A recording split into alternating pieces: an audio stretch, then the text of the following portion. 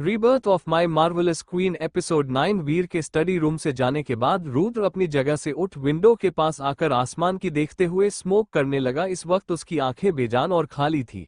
वो चांद और तारों को देखते हुए बोला, मम्मा वो सालों बाद वापस आ रहे हैं, क्या वो इस बार हमारे लिए आ रहे हैं?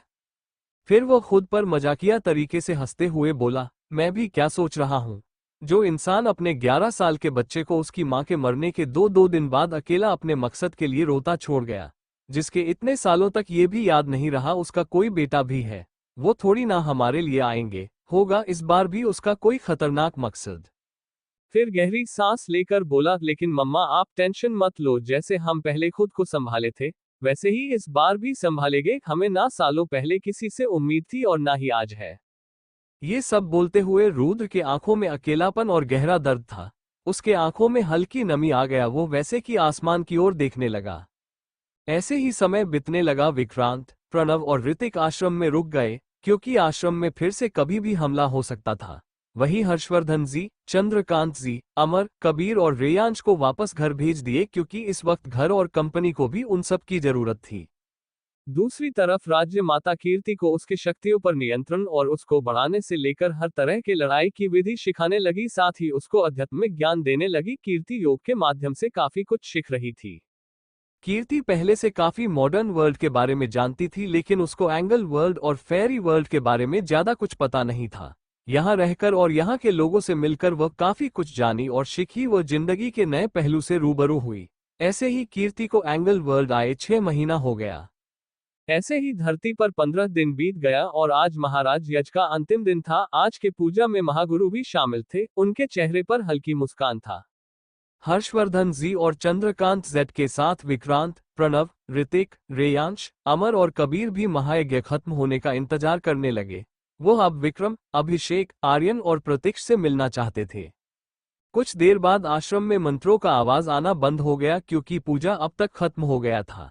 विक्रम, अभिषेक, आर्यन और प्रतीक्ष धीरे धीरे अपनी आंखें खोले। अब तक उनके शरीर से रोशनी निकलना बंद हो गया था, लेकिन उनके चेहरे पर गजब का तेज था, जिसे देख सब उनको देखने लगे। महागुरु उन चारों को देख बोले, आप लोग नदी में स्नान कर अपने वस्त्र बदल महादेव का पूजा कर उनका आशीर्वाद लीजिए। वो चारों जैसे जैसे महागुरु बताने लगे वैसे वैसे सब करने लगे।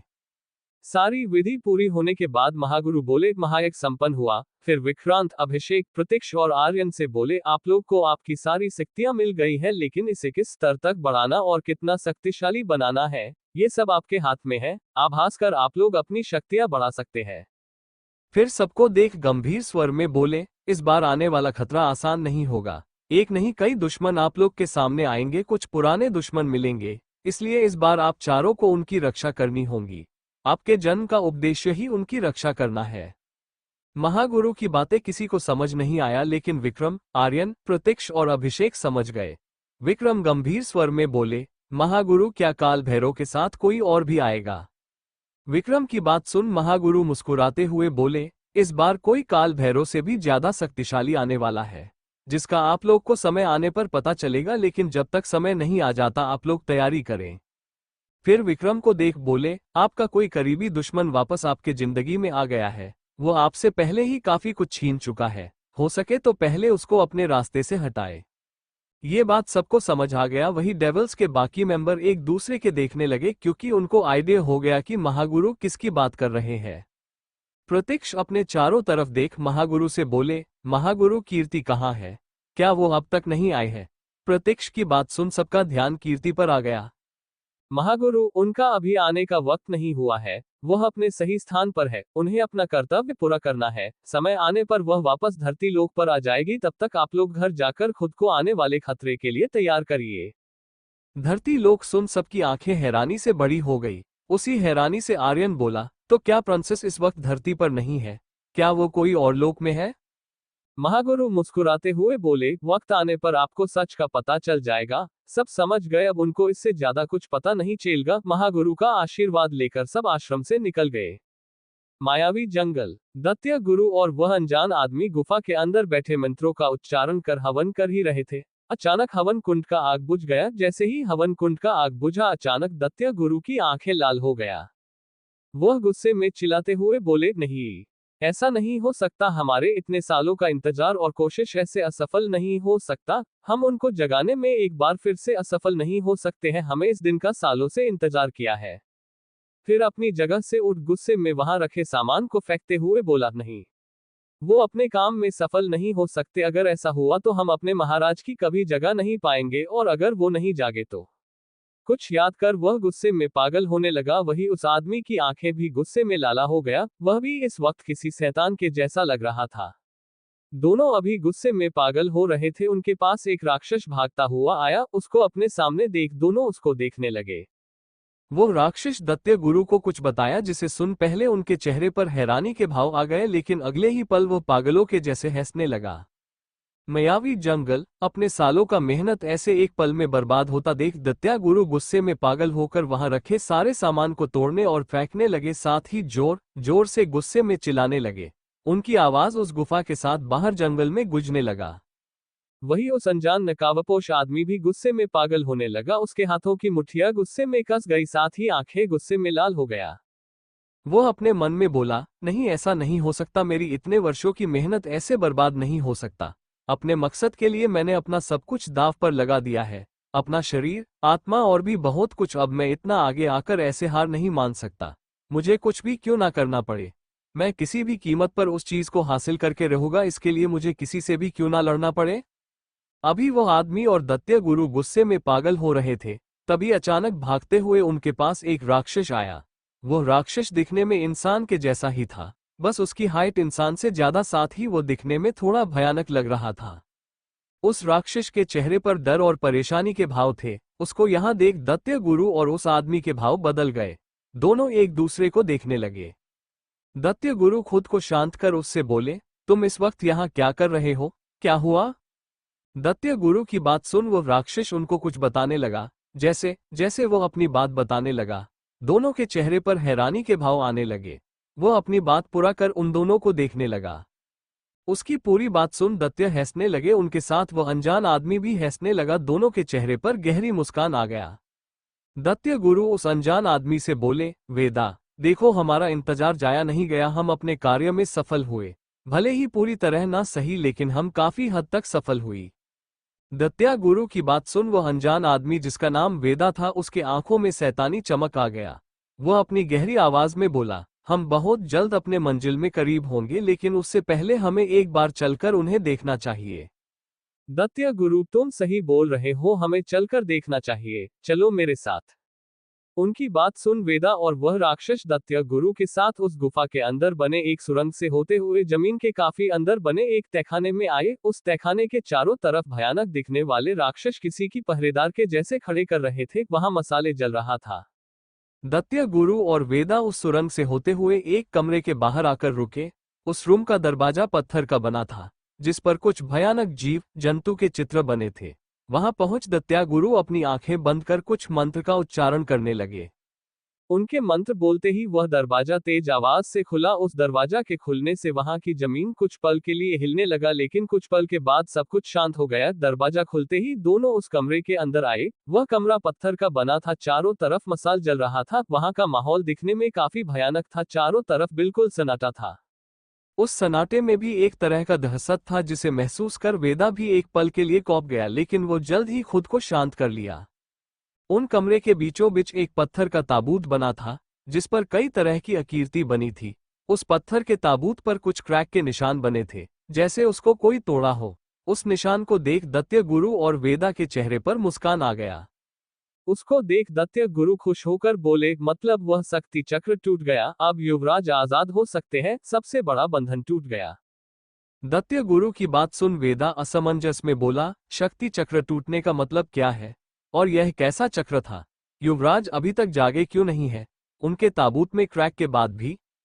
वेदा की बात सुन दैत्य गुरु बोले, शक्ति चक्र इस संसार का सबसे शक्तिशाली पवित्र चक्र है, जो एक देव का अंश अपनी जान को देकर बनाता है, जिसे कोई इंसान, शैतान, दानव, यहाँ तक कि भगवान भी नहीं तोड़ सकते हैं।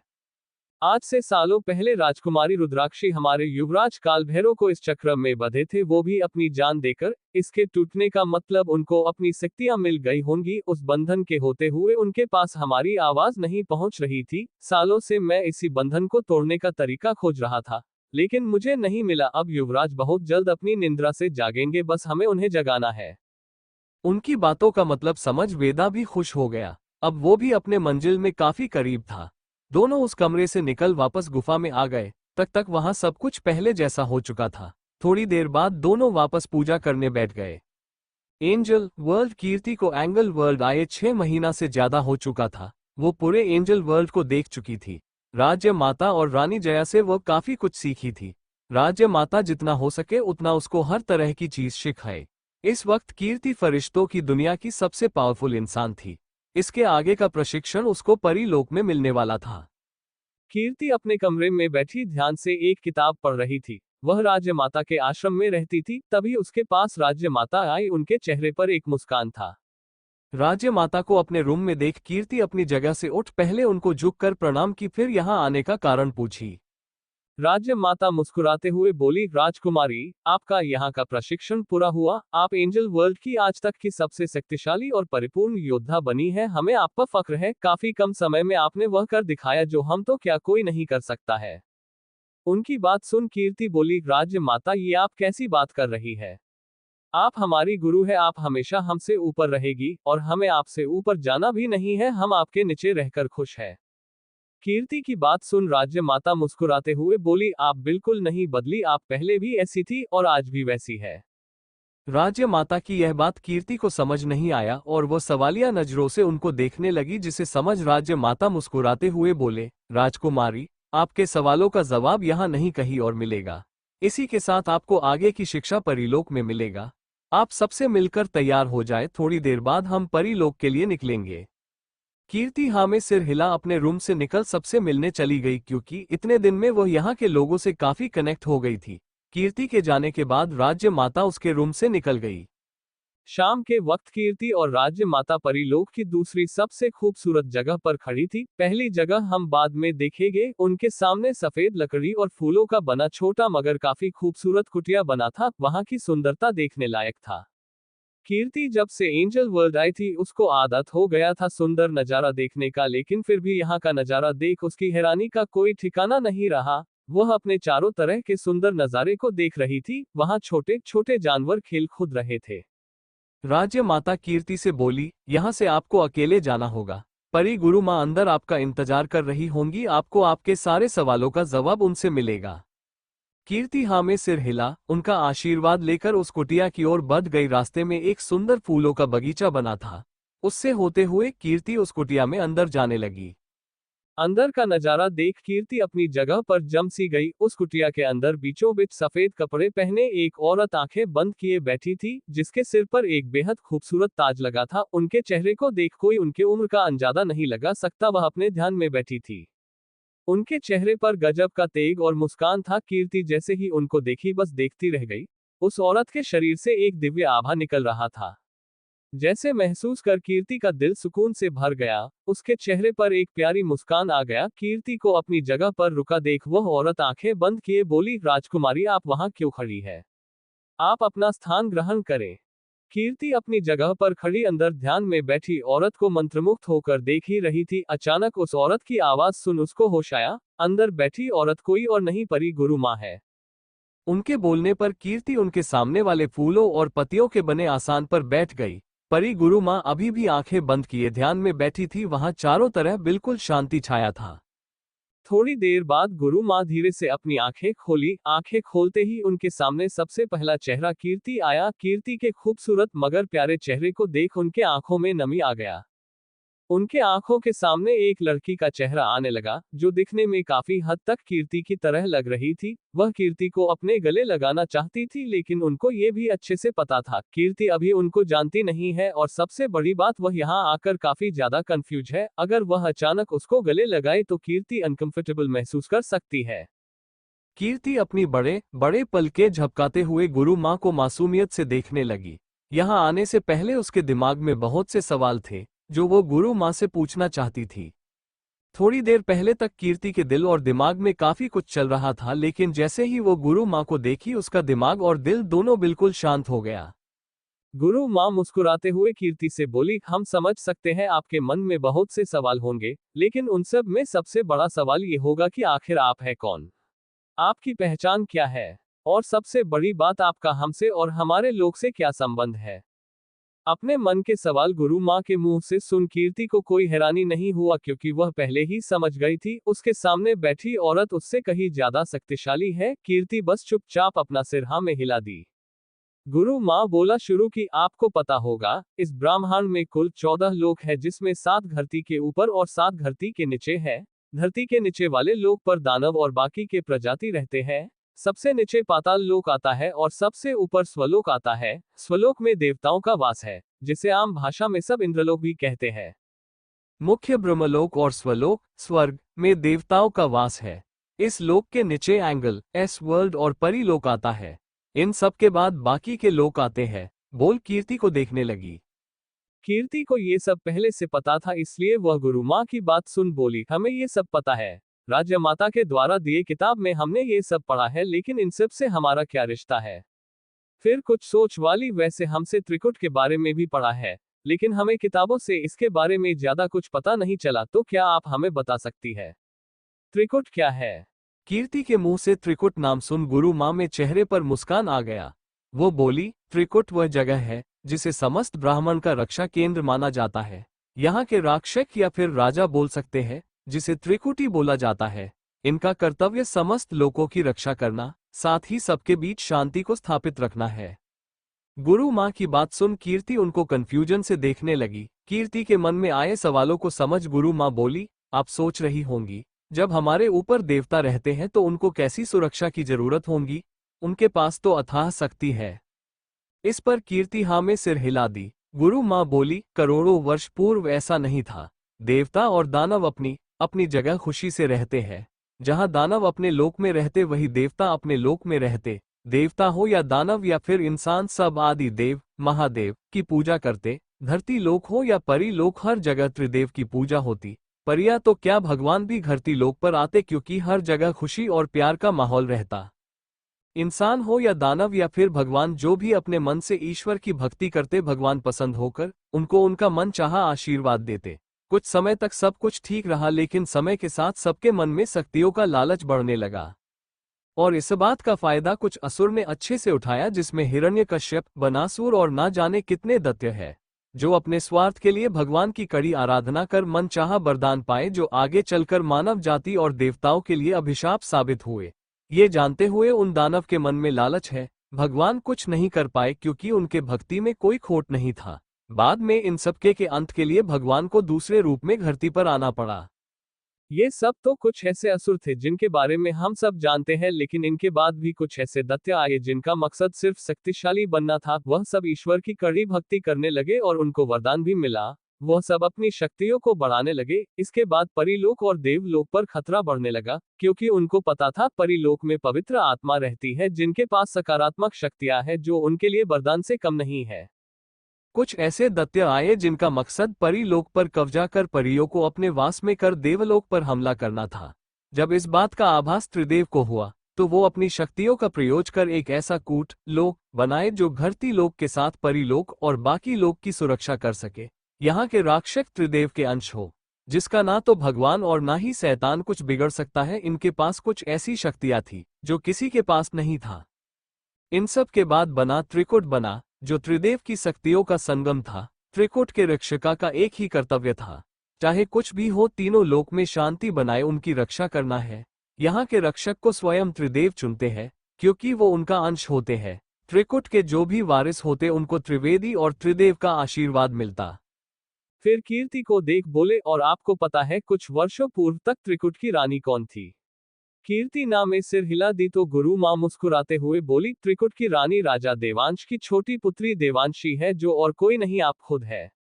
गुरु माँ की बात सुन कीर्ति उनको आंखें फाड़े देखने लगी। उसको उनकी बातों पर बिल्कुल विश्वास नहीं हुआ। कीर्ति उसी हैरानी में अपनी आंखें बड़ी बड़ी कर बोली, लेकिन ऐसा कैसे हो सकता है, हमें तो कुछ भी याद नहीं है। कीर्ति को हैरान और परेशान देख गुरु माँ बोली, आपको इसलिए नहीं याद है क्योंकि आपको आपकी पुरानी यादें अभी नहीं मिली है, लेकिन आप फिक्र न करें, आपको कुछ देर बाद सब याद आ जाएगा। लेकिन उसके लिए आपको अपने त्रिकुटी शक्तियां जो सिर्फ त्रिकुट रक्षक को त्रिदेव से मिलता है उसे जागृत करना होगा। गुरु माँ की बात सुन कीर्ति कुछ सोचकर बोली, लेकिन अगर हमारा नाम देवांशी है और हम त्रिकुट की रानी या फिर रक्षक है तो फिर हमारा पुनः जन्म धरती लोक पर इंसान के रूप में क्यों हुआ? इस बात पर गुरु माँ बोली, इस बारे में हमें ज्यादा कुछ पता नहीं है, ये बात आपके और देवों के बीच की है, लेकिन हमें इतना पता है आपको धरती पर किसी खास मकसद से भेजा गया है। इस दुनिया और मानव जाति को बचाने के लिए आपका वहां जाना जरूरी था। लेकिन आपके जाने के बाद परीलोक और एंजल एस वर्ल्ड में खतरा बढ़ने लगा और इनके पीछे कोई अपना है जिसका हम कुछ नहीं बिगड़ सकते हैं, और इसमें देव भी हमारी मदद नहीं कर सकते हैं।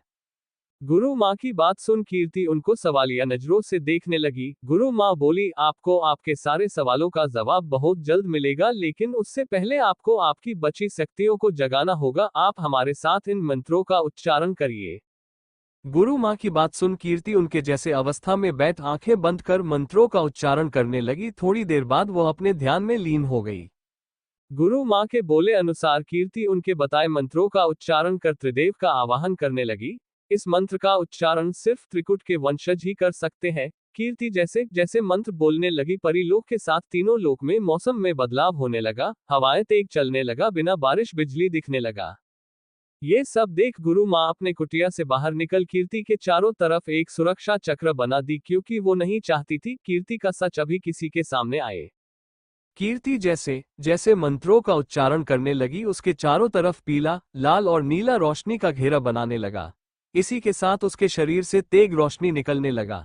कुछ देर बाद कीर्ति के ऊपर तेज प्रकाश पड़ा और इसी के साथ त्रिदेव उसके सामने प्रकट होकर उसको अपना आशीर्वाद दिए।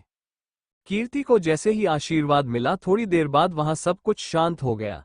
गुरु माँ जो सुरक्षा चक्र से अब तक बाहर थी, जब उनको एहसास हुआ कुछ शांत हो गया तो वह वापस कीर्ति के पास कुटिया में आ गई। कीर्ति अभी तक अपनी आंखें बंद किए उसी तरह बैठी थी, लेकिन उसके फेस एक्सप्रेशन कुछ ठीक नहीं था। कुछ पल बाद वह अपनी आंखें खोली, उसको अपने पास्ट के बारे में सब कुछ याद आ गया। सब कुछ याद आने के बाद कीर्ति के चेहरे पर एक मुस्कान आ गया। कीर्ति को याद आ गया वही राजा देवांश की छोटी पुत्री देवांशी है, जिसे त्रिदेव से एक खास वरदान मिला जो करोड़ों वर्ष बाद किसी एक रक्षक को मिलता है। वह त्रिकुट की अगली रक्षिका के साथ वहां की छोटी राजकुमारी है, लेकिन उसका अभी तक राजभिषेक नहीं हुआ है। कीर्ति को अपने पुनः जन्म के कारण का पता चल गया। गुरु माँ मुस्कुराते हुए बोली, उम्मीद है अब आपको सब कुछ याद आ गया होगा राजकुमारी देवांशी। गुरु माँ की बात सुन कीर्ति मुस्कुराते हुए बोली, हाँ गुरु माँ, हमें सब कुछ याद आ गया, चाहे वो राजकुमारी रुद्राक्षी की यादें हो या फिर त्रिकुटी देवांशी की हो। हमें हमारे हर जन्म की यादें वापस मिल गई। गुरु माँ कीर्ति की बात सुन मुस्कुराते हुए उसके सिर पर प्यार से हाथ फेरी। इस पर कीर्ति मुस्कुराने लगी। कीर्ति गुरु माँ से बात कर रही थी, तभी उसको कुछ नकारात्मक ऊर्जा महसूस हुआ। कीर्ति गुरु माँ से बोली, गुरु माँ, हमारे जाने के बाद परीलोक या फिर त्रिकुट में कुछ हुआ है क्या? हमें कुछ देर पहले कहीं से नकारात्मक ऊर्जा महसूस हुआ जिसका परीलोक या फिर उसके आस पास होना लगभग नामुमकिन है। कीर्ति की बात सुन गुरु माँ समझ गई, उसको आने वाले खतरे का आभास हो गया। गुरु माँ गहरी सांस लेकर बोली, आपको याद होगा वर्षों पूर्व जब आपको अपने कर्तव्य के लिए त्रिकुट को छोड़ने का फैसला लेना पड़ा था। कीर्ति याद करने लगी वर्षों पहले क्या हुआ था। इसी के साथ गुरु माँ भी उसको बताने लगी। हजारों वर्ष पूर्व त्रिकुट के राजा देवांश बने। इन्हें त्रिदेव का आशीर्वाद मिला क्योंकि यह उनके अंश थे।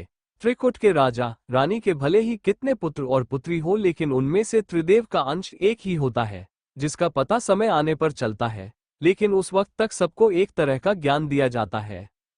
राजा देवांश के दो पुत्री थे, पहली राजकुमारी रोहिणी और दूसरी राजकुमारी देवांशी। दोनों ही हर तरह के शिक्षा में पूर्ण थी। जहां रोहिणी का मकसद त्रिकुट का सिंहासन पाकर तीनों लोक में राज करना था, वही देवांशी का मकसद सबकी रक्षा करना। उनके दिल में किसी तरह का कोई लालच या लोभ नहीं था। यह अपनी बहन से बहुत प्यार करते थे। समय तेजी से बीतने लगा और वो पल आ गया जब त्रिदेव त्रिकुट के नई रक्षिका देवांशी को चुन उसको अपना आशीर्वाद दिए। इस पर रोहिणी को काफी गुस्सा आए, लेकिन वो कुछ कर नहीं पाई क्योंकि यह फैसला त्रिदेव का था। उसके मन में त्रिदेव और देवांशी के लिए नफरत पैदा होने लगा। ऐसे ही समय बीतने लगा। देवांशी पूरी निष्ठा से अपने कर्तव्य का पालन करने लगी। कई दानव और असुर का खात्मा की, जिसके कारण तीनों लोकों में राजकुमारी देवांशी का नाम हुआ। देवांशी सबके उम्मीद पर खड़ा उतरी। ये सब देख रोहिणी के दिल में अपनी बहन के लिए ईर्ष्या और नफरत की भावना बढ़ने लगी और वो गलत रास्ते पर चल दी। समय आया जब देवांशी को त्रिकुट का उत्तराधिकारी बनाए जाने वाला था, लेकिन ये होता उससे पहले देवांशी और राजा देवांश को आने वाले खतरे का पता चला। इस खतरे से समस्त संसार को बचाने के लिए देवांशी अपने शरीर का त्याग कर सालों का पीड़ा सहकर पुनः जन्म लेकर वापस धरती पर रुद्राक्षी के रूप में आए। लेकिन मानव जाति पर आने वाले खतरे से बचाने के लिए रुद्राक्षी फिर से अपनी जान दे दी, क्योंकि उस वक्त उसको वही जरूरी लगा। फिर उसका तीसरी जन्म कीर्ति के रूप में हुआ।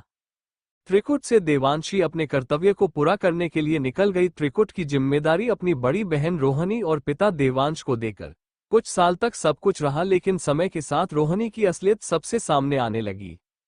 इस बीच वह अपनी शक्तियों को बढ़ाने के लिए गलत रास्ता अपना ली। सिंहासन के लालच में रोहिणी एक परी होते हुए मायावी अघोरी से हाथ मिला ली। वो परी और फरिश्ते की बलि देकर अपनी शक्तियां बढ़ाने लगी।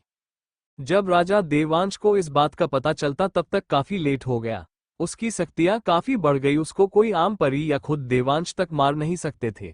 इसलिए रोहिणी को त्रिकुट से निकाल दिया गया, लेकिन फिर भी उसको परीलोक और एंगल एस वर्ल्ड आने से रोक नहीं पाए।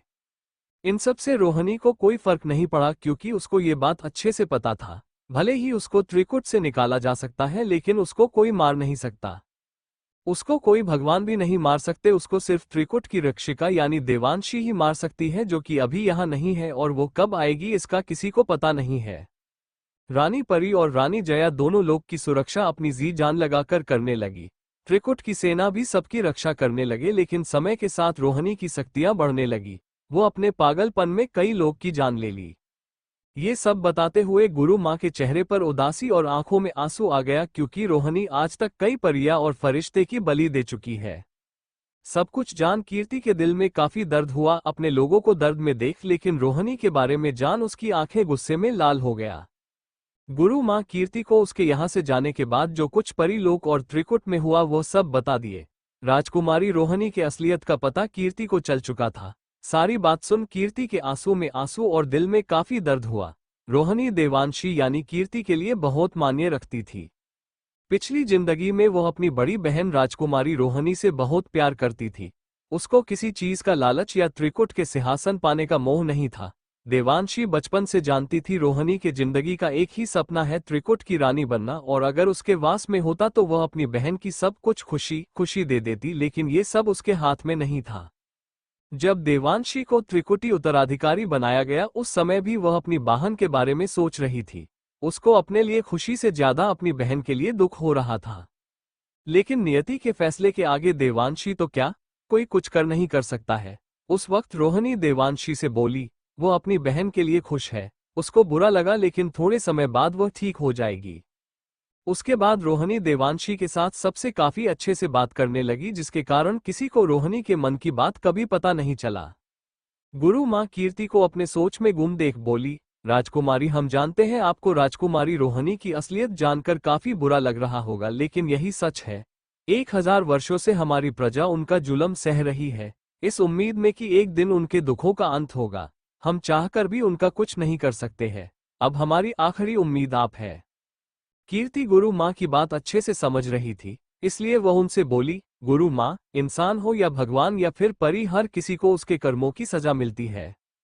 राजकुमारी रोहिणी के पाप की सीमा पार हो चुका है, अब उसको उनके किए की सजा मिलेगा।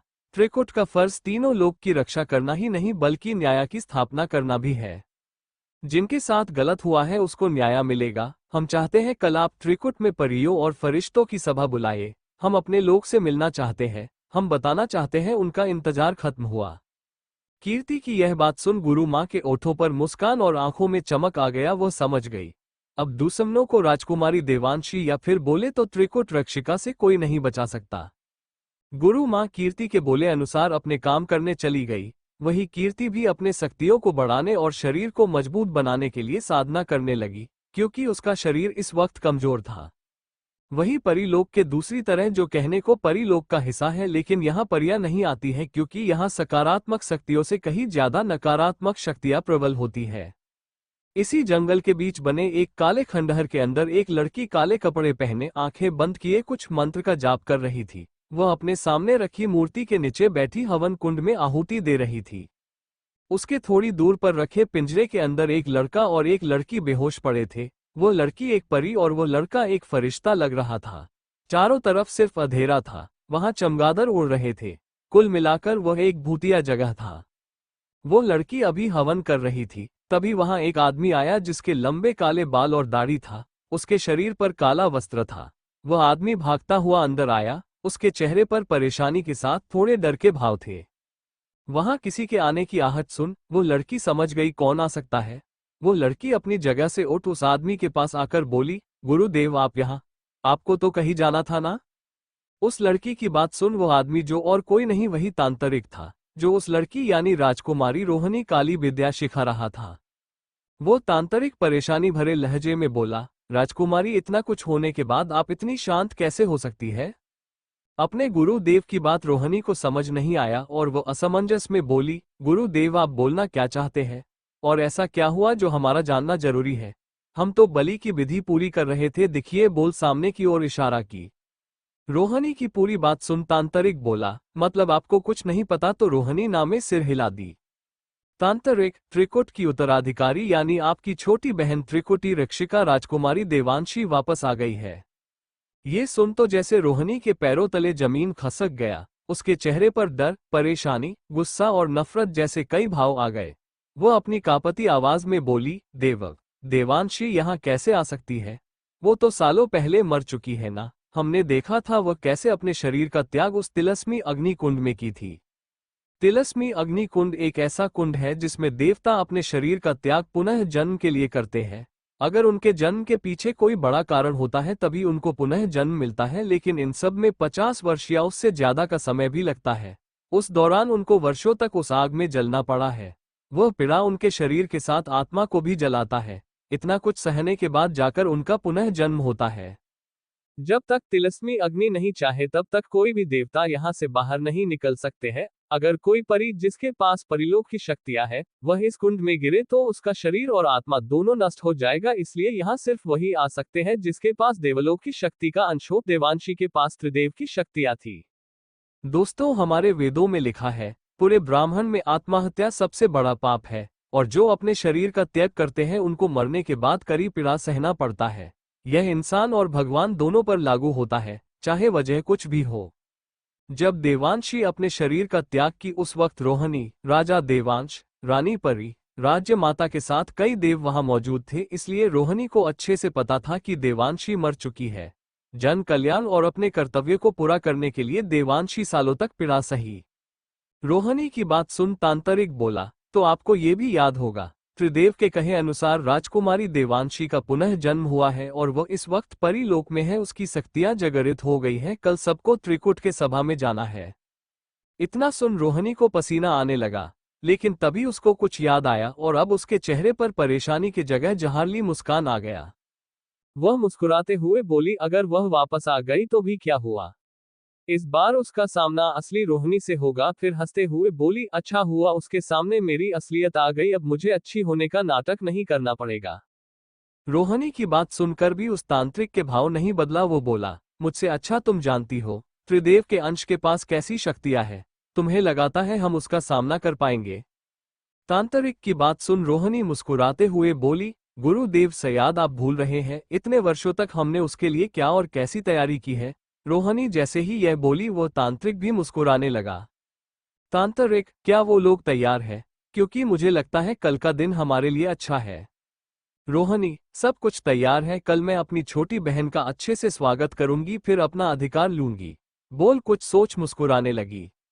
वही रोहिणी को मुस्कुराता देख वह तांत्रिक एक कुटिल मुस्कान लिए मन में बोला, आज तक मेरा सामना इतने बेवकूफ परी से नहीं हुआ। इसे क्या लगता है मैं ये सब इसके लिए कर रहा हूँ? बिल्कुल नहीं, बस एक बार मुझे उसका पता चल जाए फिर मैं अपने आका को उस कैद से आजाद करवा दूंगा।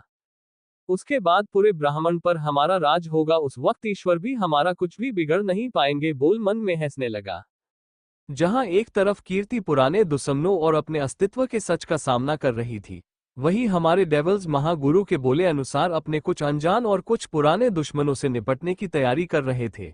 रजावत और राठौर रॉयल फैमिली है जिनके दुश्मन बहुत ज्यादा हैं, कुछ पीछे से वार करते हैं तो कुछ सामने से। इस वक्त एक बड़े से मीटिंग हॉल में 100 से ज्यादा लोग बैठे थे। ये सब वर्ल्ड के अलग अलग देश के माफिया है जिनकी एक अलग और पावरफुल पहचान है। यहाँ बैठे कुछ पुराने माफिया के चेहरे पर डर था, वही नए माफिया के चेहरे पर उत्सुकता। वो बस यही जानना चाहते थे आखिर यहाँ उनको बुलाया क्यों गया है।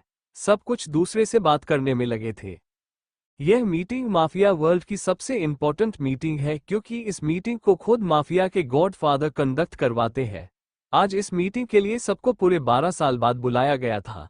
मीटिंग के होस्ट वर्ल्ड के खूंखार और cruel mafia leader the hell king, जिसको दुनिया ड्रैगन किंग के नाम से भी जानती है। आज से 12 साल पहले लास्ट टाइम मीटिंग बुलाया गया था, वो भी किसी खास कारण से। उसके बाद सबको लगा अब उनका हेल किंग से पीछा छूट गया। हेल किंग के कुछ रूल थे जिसे हर माफिया को मानना जरूरी था। अगर कोई नहीं मानता तो उसका नामो निशान दुनिया से मिट जाता। हेल किंग को भले ही माफिया का गॉडफादर माना जाता है, लेकिन वो कभी माफिया किंग के गद्दी पर नहीं बैठे क्योंकि उनको माफिया के कामों में कोई दिलचस्पी नहीं था। हेल किंग सिर्फ गलत काम को रोकते। माफिया वर्ल्ड में उनका अलग ही खौफ था। अगर कोई माफिया किसी तरह का इंसानियत या इंसान को नुकसान पहुंचने वाला काम करता तो वो उनको एक दर्दनाक मौत देते जो सबको दिखाया जाता। आज के मीटिंग में इस वक्त माफिया किंग, जिसे दुनिया ईगल के नाम से जानती है, वो भी अपने खास आदमी जिनका माफिया वर्ल्ड में खास पहचान है, उनके साथ आए थे। माफिया किंग कोई नहीं, प्रत्यक्ष और उसके दोस्त है।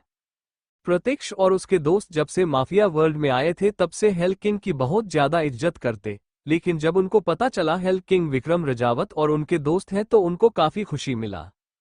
दोस्तों, माफिया वर्ल्ड में अभिषेक, विक्रांत, प्रणव और ऋतिक की अलग पहचान है जिसके बारे में हम आगे जानेंगे। ऐसे ही प्रत्यक्ष के दोस्तों की भी अलग पहचान है। इस मीटिंग में रुद्र अपने दोस्त और असिस्टेंट वीर के साथ आया था क्योंकि उसका भी माफिया वर्ल्ड में अच्छा नाम है जिसे दुनिया आरएस के नाम से जानती है। वही कोई और भी जो स्पेशली इंडिया इस मीटिंग को अटेंड करने या फिर बोले तो हेल किंग को देखने आया था। वो इंसान बिल्कुल हेल किंग के सामने वाली चेयर पर बैठ उनने आने का बेसब्री से इंतजार कर रहा था। उसके आंखों में कुछ बहुत खतरनाक था जो समझ पाना थोड़ा मुश्किल है। सब अपने सोच में गुम थे, तभी मीटिंग रूम का गेट तेज आवाज से खुला और 50 गार्ड्स ब्लैक ड्रेस पहने, जिनके ड्रेस पर हेल किंग का लोगो लगा था, वो अंदर आए। उनके चेहरे पर रेड एंड ब्लैक कॉम्बिनेशन का मास्क था।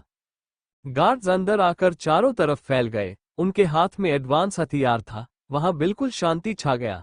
गार्ड्स के आने के बाद 4 आदमी ऊपर से नीचे ब्लैक ड्रेस के साथ ब्लैक ओवरकोट पहने, चेहरे पर हेल किंग के साथ अलग अलग सिंबल का मास्क लगाए अंदर आए।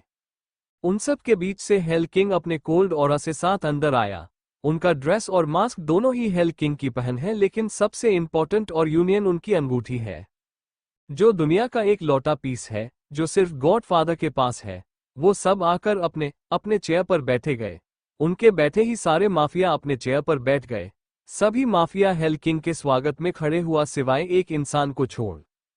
कोबरा, जिसे दुनिया डेंगरस पोर्जन के नाम से जानती है, हेल किंग के जाने के बाद कोबरा का राज पूरे माफिया वर्ल्ड में तेजी से फैलाने लगा। लेकिन जब से प्रत्यक्ष को माफिया किंग की कुर्सी मिली तब से कोबरा का राज कमने लगा। इस वक्त कोबरा और हेल किंग सामने बैठे थे, एक दूसरे के आंखों में देख रहे थे। दोनों के आंखों में अलग अलग भाव थे जिसे शायद दोनों ही समझ रहे थे। हेल किंग सबको एक नजर देख अपनी कोल्ड आवाज में बोली, हेलो एवरीवन, उम्मीद है आप लोग ने मुझे ज्यादा मिस नहीं किया होगा। इतनी कोल्ड आवाज वहां बैठे माफिया की जान हलक में आ गया। फिर हेल किंग अपनी उंगली से टेबल पर नॉक करते हुए डेंगरस वॉइस में बोले, नॉट बैड, लगता है मेरा खौफ अभी भी जिंदा है। मुझे खुशी हुआ, तो चलिए आज की मीटिंग शुरू करते हैं। हेल किंग अपने पास बैठे अपने आदमी को आंखों से कुछ इशारा किए जिसे समझ उनका खास आदमी पैंथर बोला, हमारे यहाँ आने का कारण वही है। हेल किंग ने सालों पहले कुछ रूल्स बनाए थे जिसे हर माफिया को मांगना था। कोई भी माफिया ऐसा काम नहीं करेगा जिससे इंसान या इंसानियत को नुकसान पहुंचे, लेकिन कुछ माफिया ने उनके ऑर्डर को नहीं मानने की कोशिश की है।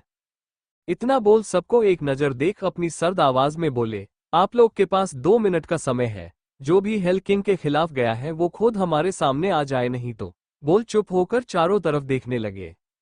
1 मिनट हुआ, 2 मिनट हुआ, कोई खड़ा नहीं हुआ, सब एक दूसरे को देख रहे थे। तभी वहां 5 गन शॉट की आवाज आई। ये गोली कोई और नहीं, हेल किंग और उसके मेंबर चलाए। अगले ही पल वहां 5 लोगों की लाश गिरी। हेल किंग अपनी सर्द आवाज में बोले, आई हेट वेस्टिंग टाइम। फिर अपनी जगह से उठ सब पर एक सरसरी निगाह डालकर बोले, ये सिर्फ टेलर था, मूवी अभी बाकी है, लेकिन मुझे उम्मीद है आप लोग वह देखना नहीं चाहेंगे। बोल कोबरा को अपनी कोल्ड नजर से देखा। हेल किंग की इतनी कोल्ड नजर को महसूस कर एक पल के लिए कोबरा के शरीर में भी डर की लहर दौड़ गया, लेकिन अगले पल वो खुद को शांत है उनको भूलने लगा। थोड़ी देर बाद हेल किंग मीटिंग हॉल से निकल गए, उनके साथ उनके गार्ड भी निकल गए। जो हेल किंग के जाते ही माफिया किंग सब पर सरसरी नजर डाल वहां से निकल गए। उन दोनों के जाने के बाद सब एक एक कर उस रूम से निकल गए। कोबरा अपने गार्ड और अपने आदमियों के साथ मीटिंग हॉल से निकल गया। इस वक्त उसके चेहरे पर एक डेविल मुस्कान था। मीटिंग रूम हेल किंग और माफिया किंग के मीटिंग हॉल से जाने के बाद सबने चैन की सांस ली। दोनों का ऑरा इतना कोल्ड था कि उनके होते हुए सबको सांस लेना मुश्किल हो रहा था। उनके जाने के बाद जैसे ही कोबरा अपनी जगह से उठने लगा, अचानक कोबरा का ध्यान रुद्र के आंखों पर गया। उसकी आंखें देख उसको ऐसा जैसे वह आरएस को बहुत पहले जानता है, उसका रुद्र से गहरा रिश्ता है। वही रुद्र भी कोबरा को देखने लगा। कोबरा रुद्र को देख ही रहा था, तभी उसका खास आदमी जॉनी आकर उसके कान में कुछ बोला, जिसे सुन कोबरा तेज कदमों से मीटिंग हॉल से बाहर निकल गया। उन सब के जाने के बाद वीर एक्साइटमेंट भरी आवाज में रुद्र से बोला, यार रुद्र, हेल किंग कितने कूल है ना। आज मुझे पता चला हेल किंग को माफिया का गॉडफादर क्यों बोला जाता है। पता है तू जब पहले हेल किंग को अपना आइडियल मनाता था, उनकी तारीफ करता, तो मुझे लगता वो सब सिर्फ कहानी है, लेकिन आज पता चला वो सब सच है। फिर उसके कान के पास जाकर धीरे से बोला, अच्छा हुआ तू उनका फैन निकला, तेरे कारण हम कभी ऐसा काम नहीं कर पाए जो हेल किंग के रूल के खिलाफ था, क्योंकि अगर हमने वैसा कुछ किया होता तो आज हमारी हालत भी इनके जैसी होती। बोल बाकी माफिया की ओर इशारा किया, जो हेल किंग से बचने के लिए एक दूसरे से बात कर तरीका खोज रहे थे। रुद्र अपना सिर हिला मीटिंग रूम से बाहर निकल गया। उसके पीछे वीर भी बातें करते हुए चलने लगा। कासल ओरिजिनेशन वर्ल्ड के जाने माने मेडिकल और टेक्नोलॉजी कंपनी में से एक है। यहाँ दुनिया के हर के एडवांस डिवाइस मिलता है, साथ ही यह ओरिजिनेशन मेडिसिन भी बनाता है। इसका ब्रांच अमेरिका के साथ कई देशों में है। ये काम सिर्फ दुनिया और लोगों के नज़र में है, इनका असली काम कुछ और ही है। कासल ओरिजिनेशन हमेशा से सरकार और लोगों के नज़र से बचाकर ह्यूमन पर रिसर्च करता आ रहा है, जिस पर करोड़ों लोग की जान गई है। यहाँ हर तरह का इनलीगल काम होता है। इंसान और जानवर के जिन और डीएनए का उस कर यहाँ के साइंटिस्ट अलग अलग क्रीचर्स बनाने की कोशिश करते। यहाँ देश के कोने कोने से लोग को किडनैप कर लाया जाता, क्योंकि प्लेस के साथ इंसान के बॉडी में भी चेंज आता है। कीर्ति के साथ जो कुछ हुआ वह इनके रिसर्च का भाग था। इसका फाउंडर एक मिस्ट्रियस और पावरफुल आदमी है, जिसको सब एस के नाम से जानते हैं। एज अमेरिका के जाने माने बिजनेसमैन है। इसकी एक और पहचान साइंटिस्ट पोजन है, जिसको दुनिया जानती है।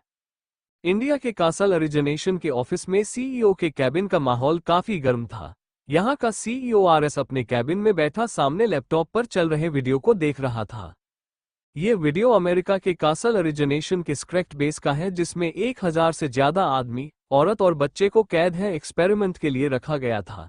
वीडियो में दिख रहा था कुछ गार्ड्स जिन्होंने ब्लैक ड्रेस और ब्लैक मास्क पहना था, वो कैसे उनके बेस में आए, फिर यहाँ कैद लोगों को सही सलामत निकाल पूरे बेस के साथ लैब को बॉम्ब से उड़ा दिए। पूरा वीडियो देखने के बाद आरएस गुस्से में लैपटॉप फेंक चिल्लाते हुए बोला, हेल किंग मैं तुझे छोड़ूंगा नहीं। तूने अच्छा नहीं किया मेरे मामले में अपना टांग आरा कर, अब देख मैं तेरे साथ क्या करता हूँ। जी हाँ, ये गार्ड्स हेल किंग के थे। फिर गहरी गहरी सांस ले खुद को शांत कर अपने सामने खड़े आदमी से बोला, ओमी क्या उस लड़की का कुछ पता चला। उस आदमी की बात सुन उसके सामने खड़े 2 आदमी में पहला आदमी जो उसका असिस्टेंट ओमी है वो बोला, नहीं बॉस, 15 दिन पहले उसको रजावत और राठौर फैमिली के साथ देखा गया था, लेकिन उसके बाद से उसका कुछ पता नहीं चला, यहाँ तक कि उसकी फैमिली भी नहीं जानती है वो इस वक्त कहाँ है। फिर कुछ याद कर बोला, बॉस हमें पता चला है विक्रम रजावत, आर्यन रजावत के साथ अभिषेक राठौर और उसका बेटा प्रतीक्ष राठौर कुछ दिनों के लिए शहर से दूर पहाड़ी वाले आश्रम में रहने गए थे और वहां कुछ अजीब देखा गया है, लेकिन हाई सिक्योरिटी के कारण हमें ज्यादा कुछ पता नहीं चला, लेकिन हम कोशिश कर रहे हैं। ओमी की बात सुन एस कुछ सोचने लगा, फिर वो ओमी को कुछ समझा रूम से जाने का इशारा किया तो वह चला गया। उसके जाने के बाद एज अपने खास आदमी जॉनी को कुछ समझाने लगा। थोड़ी देर बाद जॉनी भी वहां से चला गया। उन दोनों के जाने के बाद एज अपने चेयर पर बैठ कुछ सोचने लगा, तभी उसका फोन बजा। फोन पर शो रहे नाम को देख वह गहरी सांस लेकर फोन उठाया। एज अपनी आवाज को नॉर्मल कर बोला, हेलो, कैसे हैं आप? तो उधर से एक आदमी बोला, आप इंडिया आ गए और हमें बताना जरूरी भी नहीं समझा, क्या हम आपके कुछ नहीं है? उस आदमी की बात सुन एस बोला, आप ऐसा बोल कैसे सकते हैं? आप हमारे लिए बहुत इंपॉर्टेंट है। सॉरी, हमें टाइम नहीं मिला, मेरी एक इंपॉर्टेंट मीटिंग थी। वह आदमी हंसते हुए बोला, कोई बात नहीं, अब ये बताएं आप हमसे मिलने कब आ रहे हैं? आपको शायद याद नहीं, लेकिन हम बता दें वो आपका इंतजार सालों पर कर रहे हैं। वो बोलते नहीं, लेकिन उनके आंखों में हमने आपसे मिलने की तड़प देखी है। उस आदमी की बात सुन आरएस थोड़ी देर के लिए चुप हो, लेकिन फिर वो बस हम बोल फोन रख दिया। कॉल काटने के बाद वह आदमी अपनी आंखें बंद कर चेयर पर सिर टिका लिया। अगले पल उसके आंखें के सामने रुद्र की वो बेजान और खाली नजरें आ गया, जिसे याद कर उसको थोड़ा अजीब लगा। तभी अचानक उसके सामने हेल किंग की आंखें आ गया, जिसे याद कर वह अपनी आंखें खोल अच्छे से चेयर पर बैठ खुद से बोला, वो लोग वहां क्यों गए थे? लगता है अब मुझे उनसे मिलना होगा, समय आ गया है। राठौर इंडस्ट्री प्रतीक्ष का कैबिन। इस वक्त आर्यन, अमर, कबीर और रेयांश प्रतीक्ष के साथ उसके कैबिन में बैठे थे। मीटिंग अटेंड कर डायरेक्ट सब यही आ गए। कबीर खुश होकर बोला, यार विक्रम अंकल हेल किंग के अवतार में कितने आउटस्टैंडिंग लगते हैं। मुझे तो कभी तक विश्वास ही नहीं हो रहा माफिया गॉडफादर जिसे दुनिया हेल किंग के नाम से जानती है वो हमारे विक्रम अंकल है। अमर उसके सिर पर मारते हुए बोला, बोल तो ऐसे रहे हो जैसे तुम्हें पता ही नहीं है, याद है ना, हमें कल ही पता चल गया था ये सब। इस पर कबीर का मुंह बन गया। रेयांश, मैं ये जानता है हमारे फादर्स की डेविल्स 5 के अलावा भी एक अलग पहचान है, जिसका माफिया वर्ल्ड में काफी खौफ है, लेकिन जब कल पता चला वो हेल किंग और उसके 4 सबसे डेंजरस मेंबर वह है, तो लग रहा है हम उनके आगे कुछ नहीं है। आर्यन हल्का मुस्कुराते हुए बोला, चाहे हम कितने भी आगे बढ़ जाएंगे अपने पापा से पीछे ही रहेंगे, उनके जैसा इस दुनिया में कोई नहीं। आर्यन के इस बात पर सब सहमति में अपना सिर हिला दिए। तभी प्रतीक्ष बोला, ये सब बातें बाद में होंगी, पहले हमें अपने प्लान पर वर्क करना होगा। रेयांश प्रतीक्ष से, हमें आगे क्या करना है, क्योंकि फर्स्ट स्टेप तो वो लोग ले चुके हैं। प्रतीक्ष, हमें उनका रास्ता साफ करना होगा, क्योंकि उनके कारण हमारी प्रिंसेस बहुत सफर की है। बोल उनको कुछ बताने लगा, जिसे सुन चारों के चेहरे पर डेविल मुस्कान आ गया। अमर, अब मजा आएगा, बहुत गेम खेल लिया हमारे दुश्मनों ने, अब हमारी बारी, मजा आएगा। सब में सिर हिला दिए। अमर, ऐसे प्रिंसेस वापस कब आएगी? उसके बिना सब कुछ खाली लग रहा है। अमर की बात सुन सबको कीर्ति की याद आ गई। आर्यन, मेरी बात महागुरु से हुई है, जब तक प्रिंसेस अपने कार्य में सफल नहीं हो जाती वो वापस नहीं आ सकती। ये बात सबको पता था, इसलिए अब कोई कुछ नहीं बोला, सब अपने काम पर लग गए। त्रिकुट, त्रिकुट अपने नाम की तरह अद्वितीय और प्रशंसित है। ये त्रिभुज के आकार का बना है। इसके तीनों कोने पर त्रिदेवों के शस्त्र की प्रतिमा बनी है, जो त्रिदेव की शक्तियों को दर्शाता है। एक तरफ भगवान शिव का त्रिशूल, दूसरे तरफ भगवान विष्णु का चक्र, तो वही तीसरे तरफ भगवान ब्रह्म का ब्रह्मस्त्र की बना है। त्रिकुट की सुंदरता ऐसी की है जिसे शब्दों में बताया नहीं जा सकता। अगर कोई एक बार यहाँ आ जाए तो यही का रह जाए। त्रिकुट की संरचना और सुंदरता स्वर्ग के समान है। त्रिकुट में परियां, फरिश्ते और देवदूत सब साथ खुशी खुशी रहते हैं। इनका एक ही धर्म है, तीनों लोकों की रक्षा करना, साथ ही चारों तरफ शांति बनाए रखना। त्रिकुट की त्रिकुटी सेना त्रिकुट के साथ तीनों लोक में चारों तरफ फैली है। त्रिकुट तीनों देवों के शक्तियों का संगम है, इसलिए दानव त्रिकुट को पाना चाहते हैं, क्योंकि अगर उनके पास त्रिकुट की शक्तियां आ गया तो वह इस ब्रह्मांड पर राज कर सकते हैं। आज त्रिकुट सालों बाद काफी ज्यादा चहल पहल था। आज परी लोक और फरिश्ते लोक का दरवाजा खुला है, जिसे परियां त्रिकुट में आ रही थी। कीर्ति के कहे अनुसार गुरु माँ त्रिकुट के राजा देवांश को सभा बुलाने का बोल दी। गुरा माँ के बोलने पर राजा देवांश मान गए। गुरु माँ परीलोक की परी होने के साथ है, एक देवदूत है जिसके बारे में कुछ लोग जानते हैं, जिनमें से एक राजा देवांश है। त्रिकुट राजभवन के राज गद्दी पर महाराजा देवांश और महारानी माया बैठे गुरु माँ के आने का इंतजार कर रहे थे। इस वक्त सभा में रानी परी, रानी जया के साथ पाताल लोक के राजा वासुकी की आए। पाताल लोक के राजा वासुकी एक दानव होने के बाद उनके दिल में किसी तरह का कोई लालच नहीं है, इसलिए वह यहाँ आ सकते हैं। सबको सभा में आकर गुरु माँ के आने का इंतजार करने लगे, क्योंकि सबको जानना था आखिर वर्षों बाद ये सभा क्यों बुलाया गया है। देवलोक के देवताओं की नजर आज त्रिकुट पर था। तभी सबका इंतजार खत्म हुआ और गुरु माँ सभा में दाखिल हुई। उसके चेहरे पर एक मुस्कान था। गुरु माँ के आने पर सब अपनी जगह से खड़ा हो उनका स्वागत किए।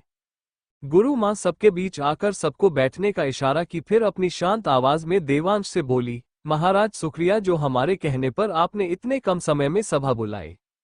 गुरु माँ बोले पर देवांश मुस्कुराते हुए बोले, गुरु माँ इसमें शुक्रिया बोलने वाली कोई बात नहीं है। हम सब जानते हैं अगर आप सभा बुलवाना चाहती है तो बात हमारे सोच से कहीं ज्यादा महत्वपूर्ण होगा और हमारे लिए इस संसार से बढ़कर कोई नहीं है, इसलिए सबके साथ अब हम भी जानना चाहते हैं ऐसी कौन सी बात है जिसके कारण आप इतना बेचैन है। गुरु माँ सबको देख मुस्कुराते हुए बोली, आपने सही समझा, बात बहुत बड़ी है, शायद आपकी और हम सबकी की कल्पना से भी परे। आज हम आप लोग को किसी से मिलवाना चाहते हैं, इतना समझ लीजिए वो आपके हर समस्या का समाधान है। सब उनको सवालिया नजरों से देखने लगे, किसी को उनकी बात समझ नहीं आई तो गुरु माँ सबको मुख्य दरवाजे की ओर देखने का इशारा किए। सब उस तरफ देखने लगे। सबको वहां सिर्फ सफेद धुआं दिखा। धीरे धीरे धुआं हटने लगा और वहां से एक सफेद और नीले रंग का खूबसूरत गाउन पहने एक लड़की अंदर आने लगी। उस लड़की की खूबसूरती शब्दों में बताया नहीं जा सकता, उसके चेहरे का तेज उसको अलौकिक बना रहा था। वहां खड़ी परिया फरिश्ते के साथ बाकी लोग उस लड़की को मंत्रमुग्ध होकर देखने लगे। वही उस लड़की को देख राजा देवांश और रानी माया के ओठों पर मुस्कान और ओठों पर नमी आ गया। उस लड़की के सिर पर एक काफी यूनिक ताज था जिसे देख सबकी आंखें हैरानी से बड़ी हो गई। अगले ही पल सब उस लड़की के आगे घुटने के बल बैठ सिर झुका एक साथ बोले, त्रिकुटी राजकुमारी हमारा प्रणाम स्वीकार करें। सबकी आवाज सुन वो लड़की जो और कोई नहीं कीर्ति थी, वो मुस्कुराते हुए सबके बीच से होते हुए आगे बढ़ने लगी। उसके सिर का ताज देख सब समझ गए ये लड़की कौन है। ये ताज एक खास प्रकार के हीरो से बना है जो अपना रंग बदलता है। इसमें त्रिदेवी की शक्तियां समाहित है। यह अपना मालिक खुद चुनता है और वह इंसान वही होता है जो त्रिदेव का अंश हो। कीर्ति सबके बीच गुरु माँ के पास खड़ी होकर सबको बैठने का इशारा की तो सब अपनी जगह बैठ गए। गुरु माँ, उम्मीद है आप लोग इन्हें पहचान गए होंगे। यह वही है जिनका इंतजार हम सब वर्षों से कर रहे हैं। गुरु माँ की बात सुन सब एक दूसरे को देखने लगे। अगले ही पल महारानी माया अपनी जगह से खड़ी होकर कीर्ति के सामने आकर उसको ध्यान से देखने लगी। माया को देख कीर्ति की आंखें भी हल्की नम हो गई। भले ही इस जन्म में उसकी माँ राधिका जी है, लेकिन रानी माया से उनका रिश्ता बहुत गहरा है। माया नम आंखों से मुकुराते हुए कीर्ति को गले लगा बोली, देवांशी हमारी बच्ची आप आ गई। हमने आपका बहुत इंतजार किया, क्या आपको हमारी याद नहीं आई? आप हमें छोड़कर कैसे जा सकती थी? रानी माया के गले लगने और बोलने पर कीर्ति के आंखों से आंसू बहने लगा। वह अपनी मीठी आवाज में बोली, माता श्री हमारा जाना जरूरी था इसलिए गए, लेकिन देखिए हम वापस भी तो आ गए। कीर्ति की मीठी आवाज सुन माया जी उससे अलग हो बोली, हाँ अब हम आपको कहीं जाने नहीं देंगे, हमेशा अपने साथ अपने पास रखेंगे। इस पर कीर्ति स्माइल करने लगी। तभी महाराजा देवांश वहां आकर बोले, क्या हमारी नन्ही परी सिर्फ अपनी माता श्री से मिलेगी, अपने पिता श्री से नहीं? कीर्ति मुस्कुराते हुए उसके लगे लग गई। राजकुमारी देवांशी को अपने सामने खड़ा देख उस सभा में मौजूद सभी लोगों के चेहरे पर मुस्कान आ गया। सबको पता था कैसे राजकुमारी देवांशी अपने कर्तव्य के लिए अपनी जान की बलि दे दी। कीर्ति राजा देवांश से मिलने के बाद रानी परी, रानी जया, राजा वासुकी के साथ कई परियां और फरिश्ते से मिलनी। सबसे मिलने के बाद सब अपनी जगह पर बैठ गए। कीर्ति अपने गदी पर बैठ सबको देख बोली, हमें राजकुमारी रोहिणी के किए हर गलत काम का पता चल चुका है। उन्होंने आपको बहुत दर्द दिया है और यकीन मानिए उनको उनके किए की सजा और आपको न्याय जरूर मिलेगा। कीर्ति की बात सुन सबके चेहरे पर मुस्कान और दिल में सुकून उतर आया। वो आगे बोली, लेकिन कुछ भी करने से पहले हमें आप लोग के मुंह से उनके किए गुहान और आपका दर्द को जानना है, ताकि सजा मिलते वक्त उनको आपके ऊपर किए हर जुल्म और दर्द याद आए। कीर्ति की यह बात सुन सबके आंखों में आंसू आ गया। सब आज तक काफी दर्द में थे। सब एक एक कर रोहिणी की किए हर बुरे काम के बारे में कीर्ति को बताने लगे। देवांश भी कीर्ति को उसके जाने के बाद त्रिकुट में रोहिणी के किए बुरे काम के बारे में बताने लगे। सब कुछ जान कीर्ति की आंखें गुस्से में लाल होने लगा। इस वक्त वह अपने गुस्से को मुश्किल से कंट्रोल कर रही थी। सभी बात कर रहे थे तभी महल का दरवाजा तेज आवाज से खुला और वहां से सबको एक लड़की की खतरनाक आवाज आई, स्वागत नहीं करोगे हमारा? Thank you for listening. मुझे उम्मीद है आपको ये स्टोरी पसंद आई होगी। अगर आपको पसंद आई है तो प्लीज लाइक और कमेंट करना ना भूलें और मोर स्टोरीज के लिए सब्सक्राइब करें। मिलते हैं नेक्स्ट वीडियो में।